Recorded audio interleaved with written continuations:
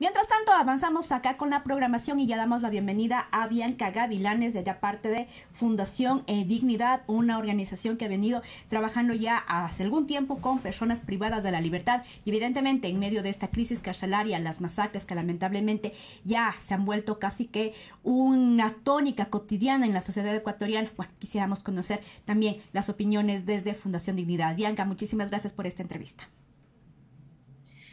Muy buenos días con todas y todos. Muchas gracias a ustedes por la invitación. La situación carcelaria que vivimos en la actualidad y que no es un tema nuevo, sino que viene arrastrándose con masacres penitenciarias desde el anterior año y que lamentablemente no se ha podido llevar a cabo una política de rehabilitación social adecuada, no se han podido llevar a cabo reformas a nivel para reducir eh, las situaciones por las cuales las personas se encuentran privadas de libertad y bueno, son víctimas de estas Ya. masacres penitenciarias. Y en la actualidad vemos que no hay como esfuerzos reales por parte del gobierno en todos sus estamentos, tanto desde legislativo, ejecutivo, judicial, para que esta situación mejore. Ujú. Bianca, te saluda Gabriela Peralta. Quiero iniciar la conversación preguntando cuál es el estado de salud de Mónica. Pregunto justamente porque después de lo ocurrido, después de la masacre ocurrida el 3 de octubre, ella fue trasladada justo de la penitenciaría de Cotopaxi a la del Litoral, ¿no? Y ella no tenía una atención médica.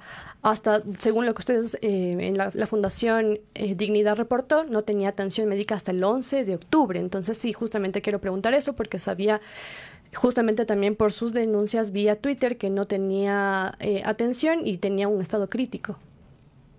Lo que sucede después de la masacre penitenciaria en La Tacunga es que las personas, varias personas privadas de libertad de mediana seguridad resultan heridas y estas son trasladadas como un policlínico en el cual les venda sus heridas, pero no les atienden. Ahí es cuando Mónica recibe la primera noticia que ella necesitaba una intervención quirúrgica en esta herida, pero la policía no permite esta intervención quirúrgica, no permite que sea derivado a un hospital de La Tacunga para tener esta intervención, Ujú. la regresan a la prisión e inmediatamente proceden con el traslado masivo, ¿no? Por Ujú. seguridad.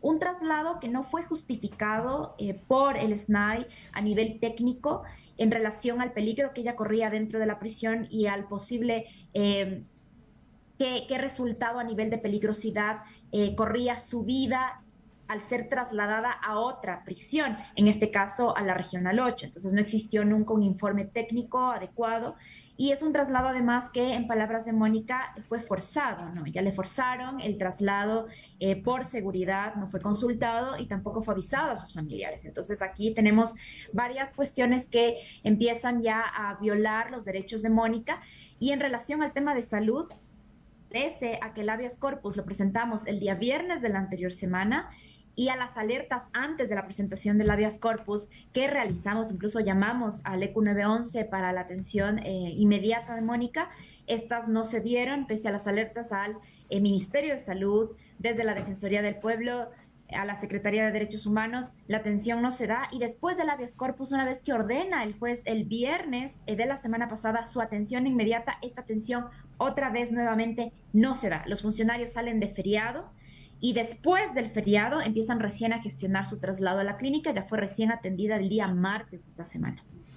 Bianca, ¿han logrado detectar desde Fundación de Dignidad, desde la Alianza contra las Prisiones, si es que existen protocolos al interior del sistema penitenciario para personas trans, por ejemplo, algún dato que nos puedan como confirmar si existen estos protocolos, digo, justamente para emergencias o ya en el diario vivir entre los bloques, los pabellones en el centro penitenciario, porque nos llamaba justamente la atención de que en una emergencia se develan este tipo de cosas.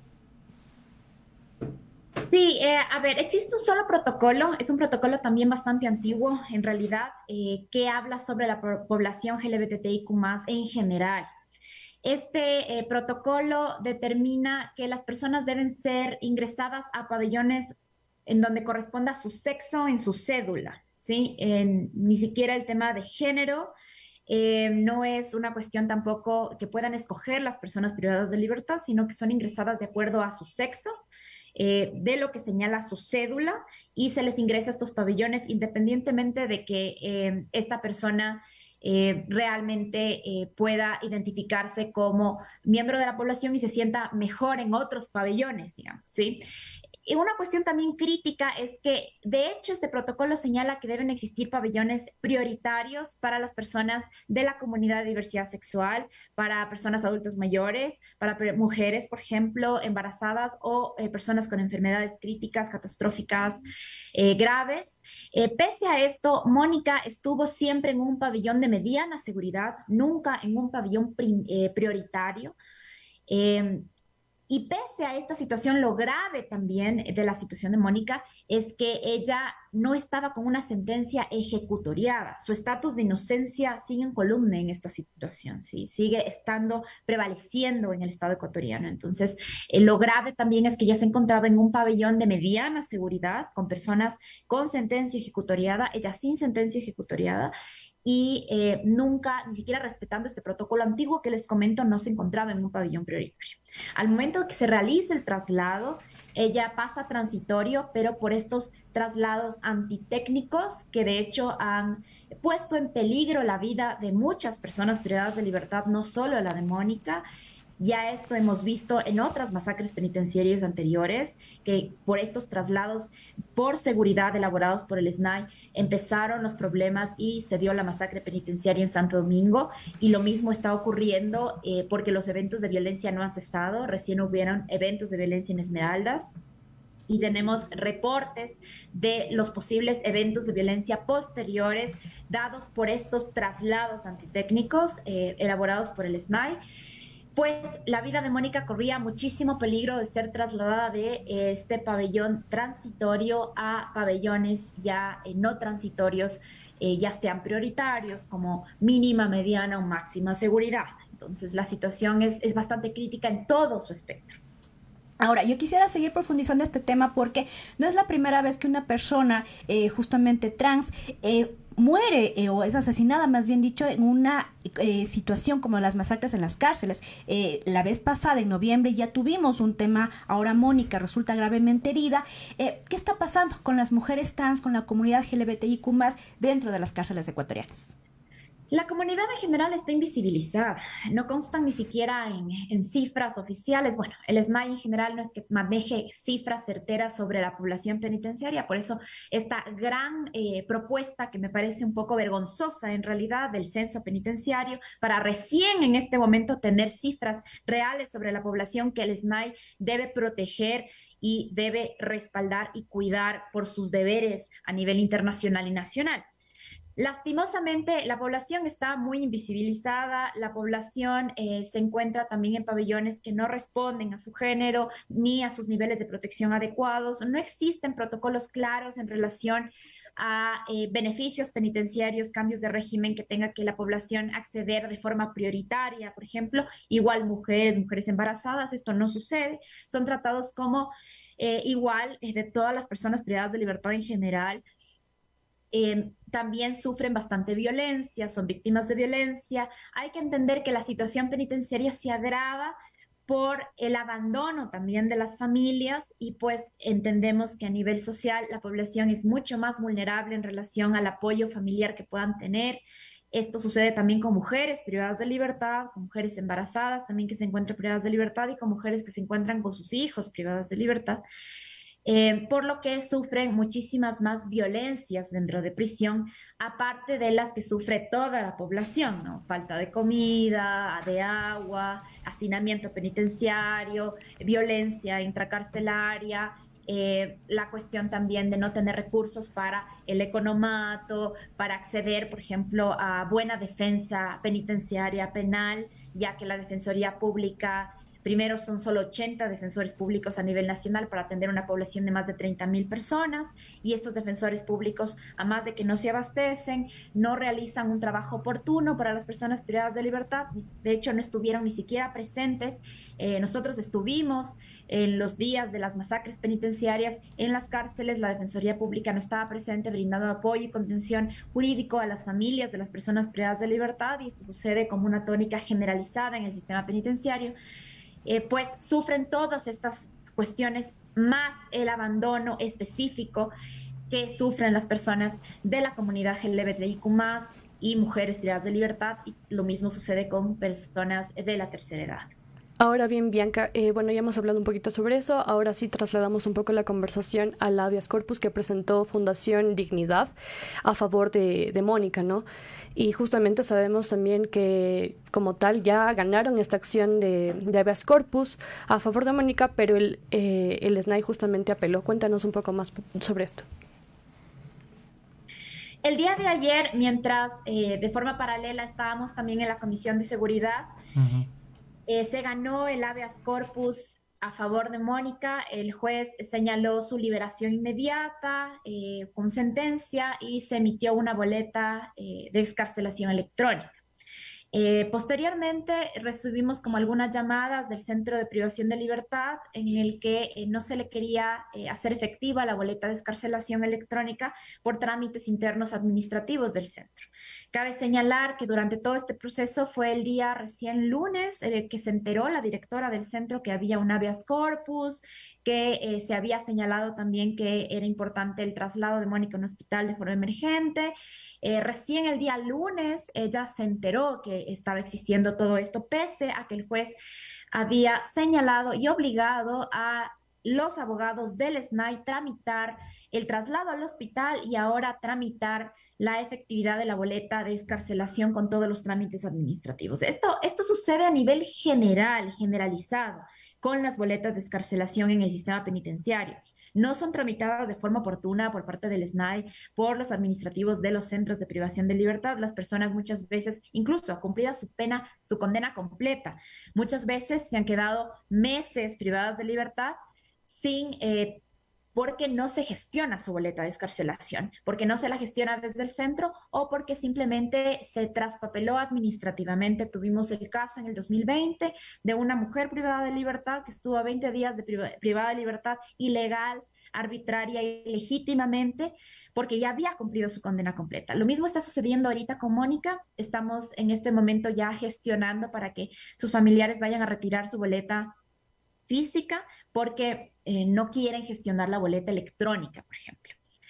En relación al tema del habeas corpus, el día de ayer ganamos la acción porque el centro no pudo señalar en ninguna parte de forma en sus argumentos por qué Mónica no había sido atendida desde su traslado, antes de su traslado, durante su traslado, y porque de hecho esto implicaba graves daños en relación a la proporcionalidad de su condena, y en este caso el hecho de que no tenga una sentencia ejecutoriada. Entonces son temas también procesales profundos, los cuales se trataron el día de ayer, y ganamos esta acción, pero todavía continuamos con estas mismas trabas que tenemos siempre en el ejercicio de la profesión en el sistema penitenciario, de que no se hagan efectivas las boletas, de que hasta el momento Mónica no sea liberada.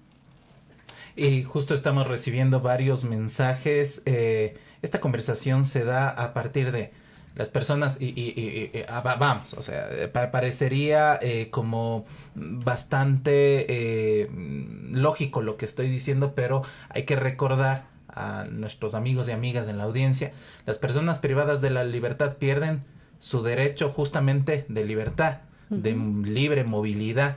Los otros derechos se mantienen. Y por eso estamos hablando de la población LGBTIQ+, cuyos derechos y la distinción de identidad de género, de atención a su salud, y vamos, no hemos llegado al temas de educación, justamente de rehabilitación y demás, que en estos momentos no se está hablando por la ausencia del Estado ecuatoriano ante las masacres. Un poco, Bianca, este comentario, porque recordar, porque el discurso en redes sociales, que no lo vamos a replicar, ha establecido justamente como esta ausencia de derechos en general. Como no son personas privadas de la libertad, no tienen derechos. No, caballeros, eso no es así. Bianca, avanzando, ayer justamente, y tú ya lo nombraste, tuvieron una comparecencia en la Asamblea Nacional, si mal no me equivoco, en la Comisión de Justicia. En esta comparecencia estuvieron otras personas, periodistas, otras organizaciones. ¿Cuáles son las recomendaciones y qué esperan desde las organizaciones como Fundación Dignidad que haga la Asamblea Nacional ante esto, que ya no es una crisis? Esto es una constante, nuevamente, frente a la ausencia del Estado ecuatoriano en las cárceles.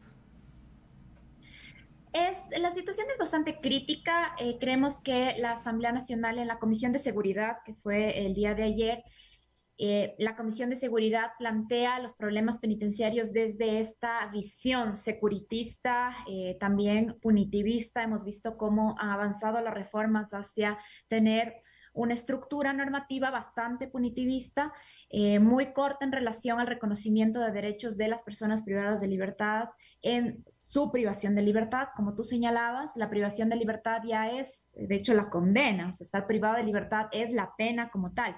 Los sufrimientos físicos, psicológicos, excesivos, eso no es la condena. Eso ya es tortura, tratos crueles, inhumanos, degradantes, y eso es el nombre, ¿no?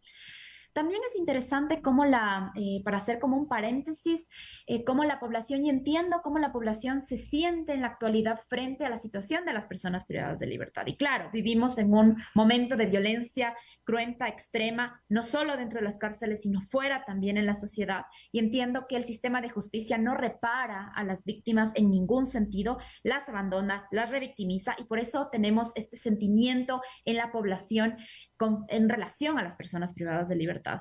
Pero este sentimiento no viene por la existencia de las personas privadas de libertad o de la delincuencia en general, sino por los sistemas de justicia que no reparan a las personas, que nos dejan abandonados en todo sentido, y también por fuerzas del orden que, y ahí va la crítica a la Comisión de Seguridad del día de ayer, de fortalecer solo a la Policía Nacional, fortalecer a los sistemas de inteligencia de la policía, los sistemas de inteligencia de los militares, las Fuerzas Armadas, fortalecer a las Fuerzas Armadas, crear secretarías de seguridad, tener un Ministerio de Gobierno, Ministerio del Interior, tener un SNAI también que está comandado, administrado por la Policía Nacional, cuyos filtros se encuentra la Policía Nacional en los filtros penitenciarios, que es un tema que no sucede en todos los países. Solo son 2 países en Latinoamérica que presentan presencia de la Policía Nacional en los filtros penitenciarios. Los demás países tienen agentes de seguridad penitenciaria, guías penitenciarios, que es otra institución que no tiene que ver con la forma de instrucción de la Policía Nacional, y menos aún con sus planes, sus políticas y sus planes también relacionados al crimen organizado y al narcotráfico.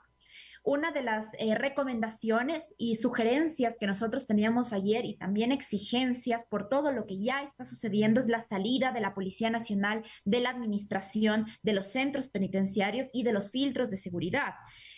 Paradójicamente, los asambleístas pensaban que esto va a complicar la situación de seguridad y va a ser un desastre a nivel de seguridad. Y les digo a los asambleístas, porque no me dieron derecho a réplica el día de ayer, que esto no tiene que ver con un desastre de seguridad. Más bien, un desastre de seguridad es tratar de graduar a policías en 6 meses. Eso es un desastre para la seguridad ciudadana. Un desastre para la seguridad ciudadana es optar por un sistema de inteligencia penitenciario que utilice a las personas privadas de libertad como fuentes de información para su lucha contra el narcotráfico. Eso es un riesgo para la seguridad ciudadana. Eso es un riesgo para también continuar con estas masacres y crisis penitenciarias, que tenemos crisis tras crisis penitenciaria. Y es bastante preocupante, ¿no? Porque escuchábamos críticamente lo que señalaba Fausto Cobo el día de ayer y el viceministro del Interior, en relación a continuar con estas políticas y estos planes de inteligencia, ¿no? Estos planes de inteligencia dentro de las prisiones que puedan estar anudadas a su política antidrogas o su lucha contra el narcotráfico, pero desde un punto de vista netamente de seguridad, no viendo que la lucha contra el narcotráfico en general, primero, no es un tema nacional, no es una cuestión que nos compete a nosotros y no es un tema de 4 meses, de 6 meses o de 2 años, sino que debe haber una política a nivel regional, incluso mundial, de lucha contra el narcotráfico como tal, y no adoptando estos planes que han sido muy malos, y tenemos claras demostraciones a nivel regional como el Plan Colombia, y tenemos este nuevo plan que está resguardado bajo unas palabras muy bonitas como seguridad y paz, pero en realidad es un plan Ecuador. Entonces, donde se están destinando muchísimos recursos para esta lucha contra el narcotráfico, y los recursos para el tema de salud, educación, el sistema penitenciario en relación a su resocialización, pues hay nulos recursos en este sentido, ¿no? Entonces, eso es lo que recomendamos el día de ayer. Lastimosamente no fue bien visto por los ojos de los asambleístas, ya que ellos pretenden sacar 3 leyes nuevas relacionadas al tema de seguridad e inteligencia, que de hecho van a poner en peligro no al narcotráfico, no le van a poner en jaque al narcotráfico, sino a los activistas, a las personas que están luchando en las calles. Entonces está desplegándose un tema de seguridad bastante complejo para los próximos años, para las personas que están ejerciendo veeduría, atención a los sistemas penitenciarios, a la Policía Nacional, a las Fuerzas Armadas. Finalmente, Bianca, y con esto cerramos de manera rápida. Ayer el presidente de la República, en esta entrevista que diera en la noche, mencionaba que una de las soluciones prontas en las que se está trabajando es en el censo penitenciario por un lado, pero también en intentar que alguna parte de la población penitenciaria salga a través de los indultos. Estas soluciones vendrían a solucionar en algo al menos de manera más profunda lo que sucede en este momento en las cárceles. Lastimosamente, los indultos que están actualmente vigentes son muy difíciles que puedan las personas acceder a estos indultos y realmente ser indultadas. Primero porque el último indulto penitenciario que el presidente Lasso emitió mediante decreto está destinado a delitos muy, muy específicos y no tiene nada que ver con el tema de drogas, por ejemplo, por el cual la mayor parte de población, mujeres privadas de libertad, se encuentran privadas de libertad. Son delitos muy, muy específicos en relación al tema de hurtos, estafas muy simples, robos simples, en los cuales la población no está accediendo. En el indulto humanitario, que se sacó por enfermedades catastróficas crónicas, también es bastante, digamos, complejo acceder a este indulto, porque debes tú incluso estar coinfectado con tuberculosis y VIH para poder acceder al indulto. Es decir, una persona privada de libertad debe estar muy, muy desmejorada su salud, prácticamente desahuciada, para poder acceder a este indulto humanitario, lo cual no es un indulto humanitario en ningún sentido, más bien es un indulto deshumano que promueve que las personas en su calidad de salud se vayan desmejorando conforme pase el tiempo, ¿no? Entonces, no vemos que los indultos sean una salida, y contradictoriamente tenemos reformas a nivel del Código Orgánico Integral Penal que ahora han reducido la posibilidad de que las personas puedan acceder a cambios de régimen, beneficios penitenciarios, ¿no? Y esto no va a mejorar la situación del hacinamiento ni en relación al tema de violencia, ¿no? Y le recomendaría que ponga mucho ojo a la situación de las mujeres privadas de libertad, a las mujeres que están, que son cabeza de hogar, que están con sus hijos también privadas de libertad, pues no han recibido ninguna clase de beneficio, por ejemplo, para ellas. Bianca, no quiero que se me escape esta pregunta. Hace varios meses conversábamos con David Cordero sobre la importancia de instrumentos como el habeas corpus, porque se puso sobre la mesa el uso político de este recurso legal, y que es utilizado tanto para defensores y defensoras de derechos humanos y de la naturaleza, como también en estas circunstancias de lo que está pasando en el sistema penitenciario. Y quisiera, nuevamente, para quien esté viendo este espacio informativo, cómo acudir a este tipo de instrumentos legales si es que hay algún familiar que esté en el centro de privación de la libertad, en la cárcel, y que su vida esté corriendo peligro por obvias razones. Se lo está viendo a nivel país, desde conocimiento público. La vida de las personas en las cárceles no tiene seguridad. Están masacrando a las personas. Entonces, ¿cómo este instrumento, como el habeas corpus u otros, puede apoyar a las personas privadas de la libertad y a sus familiares? Este instrumento para nosotros desde Fundación Dignidad ha sido bastante importante. El habeas corpus desde el inicio que lo hemos activado ya durante todos sus años alrededor de 50 habeas corpus con diversos resultados. Cuando empieza el proceso de las masacres penitenciarias, el habeas corpus se vuelve una herramienta fundamental, porque muchas personas al inicio de estas masacres no solo no eran reportadas por el SNAI en ningún sentido, así que estaban con un estatus de desaparecidas incluso. Entonces esto nos ayudó mucho para detectar en dónde estaban las personas privadas de libertad, dónde habían sido trasladadas, cómo se encontraban también físicamente real, ¿no? En su forma real.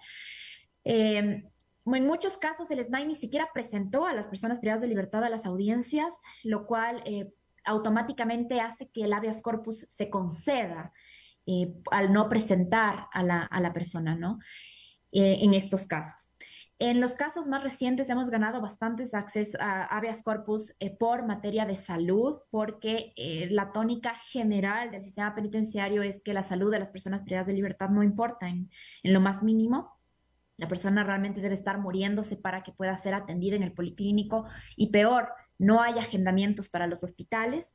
Hemos tenido que activar estas acciones, que ya es bastante complejo y cansado activar acciones para que incluso después de esas acciones activadas sea complejo efectivizarlas porque el SNAI no desea hacer caso a los jueces constitucionales en el Ecuador.